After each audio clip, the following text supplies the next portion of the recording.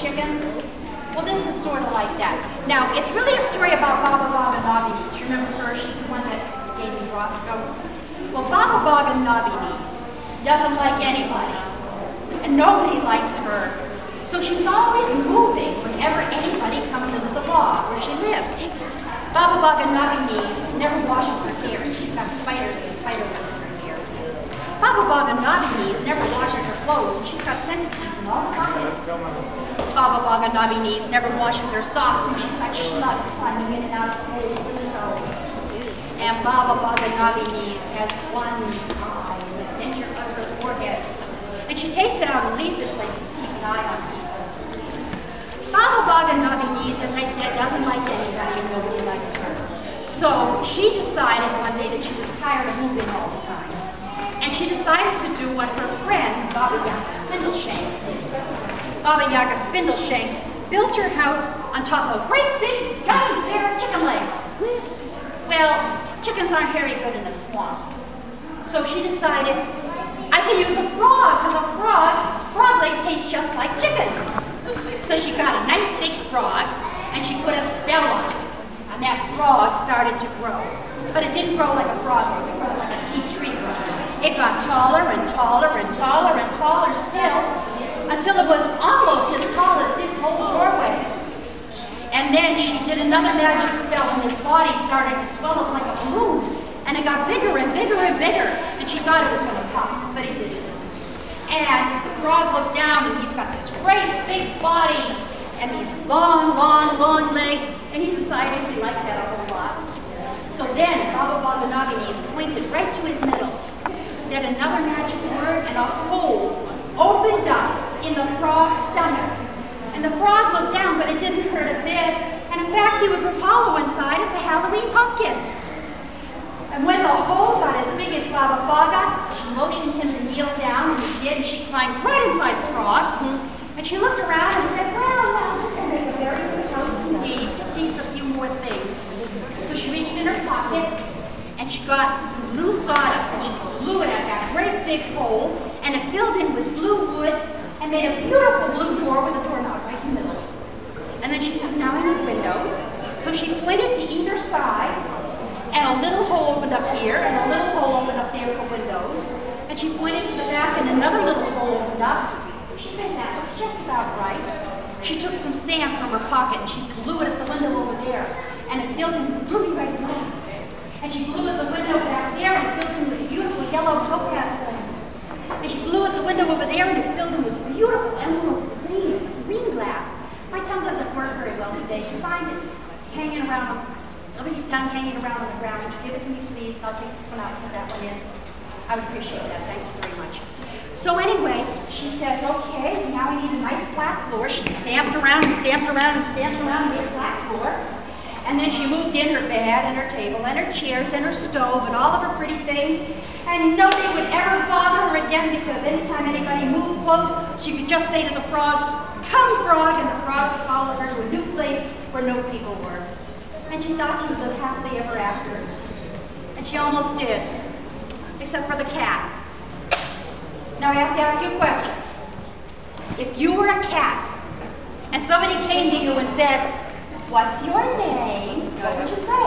Meow. Meow. Very good.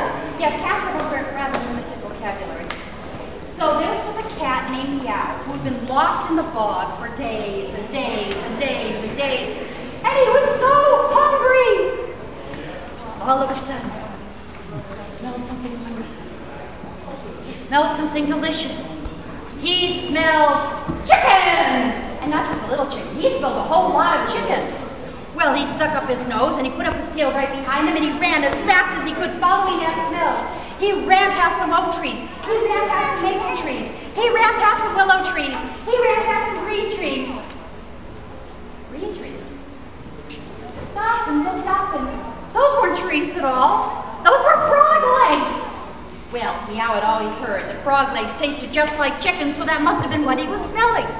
He didn't waste a moment. He opened his mouth as wide as he could. He took a running leap up into the air, and he chomped right onto those frog legs. Now I have to ask you a question. If you were a frog standing around minding your own business, and and a silly old cat came along and chomped onto your leg, what would you do? Kick? Huh? Jump around a lot? Run around in circles? Right? Now, what do you think is happening to the little house up on top of those frog legs? Absolutely. And the window on this side opened up and all Babba Baga's magic wands fell out. The window on that side opened up and all of her spell books fell out. The window in the back opened up and her very best hat fell out. And the front door opened up and out fell Babba Baga's head with Babba Baga still in it. Oh, right on her head. She was not a happy witch.